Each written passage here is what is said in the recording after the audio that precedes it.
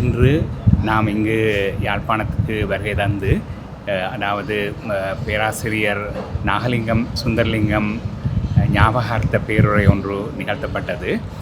பேராசிரியர் நாகலிங்கம் சுந்தரலிங்கம் அவர்கள் உண்மையில் ஒரு மருத்துவ இயற்பியலாளர், பேராசிரியர். இவர் அமெரிக்காவில் தாமஸ் ஜெஃபர்சன்ஸ் பல்கலைக்கழக மருத்துவ சாலையில் பணியாற்றிய ஒரு இயற்பியலாளர். இவர் 2003-2004 காலப்பகுதியில் அதிக தடவைகள் யாழ்ப்பாணத்துக்கு வருகை தந்து அந்த காலத்தில் நாம் தெல்லிப்பளை வைத்தியசாலையில் பணியாற்றி கொண்டிருக்கின்ற வேளையில் நமக்கு பாரிய ஒரு உதவிகளை செய்தார். அவருடைய டெக்னிக்கல் அசிஸ்டன்ஸ், அதாவது தொழில்நுட்ப ரீதியான அல்லது தொழில் ரீதியாக இயற்பியல் ரீதியாக நமது இந்த புற்றுநோய்க்கு கதிர்வீச்சு சிகிச்சை அளிப்பதில் உள்ள பிரச்சனைகள் எல்லாவற்றையும் சுமூகமாக தீர்த்து இங்குள்ள மருத்துவ இயற்பியலாளர்களுக்கும் பயிற்சி அளித்து அவர்களுக்கு இந்தியாவிலையும் கூட பயிற்சி அளிக்க செய்து நமது தெல்லிப்பளை புற்றுநோய் வைத்தியசாலையானது முதலாக இந்த கதிர்வீச்சு சிகிச்சையை 2005 ஜூன் மாதம் 9 நடத்தியது.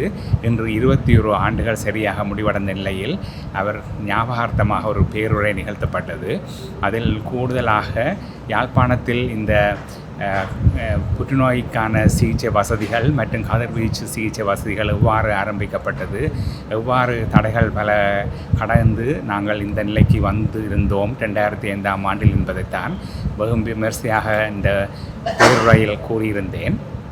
இந்த பேருரையில் நாங்கள் பலருடைய பங்களிப்புகளை நாங்கள் நினைவுபடுத்தியது ஏனென்றால் அவ்வாறான ஒரு நினைவுபடுத்தலை இந்த மக்களுக்கு தெரிவிப்பதன் மூலமாக இந்த எதிர்காலத்திலேயும் பல்வகையான சிகிச்சை வழிகளையும் பல வகையான வளர்ச்சிகளையும் கண்டுகொள்வதற்கு இவை ஒரு பாடமாக இருக்கும் என்பதற்காகத்தான் இந்த பேருரை நிகழ்த்தப்பட்டது.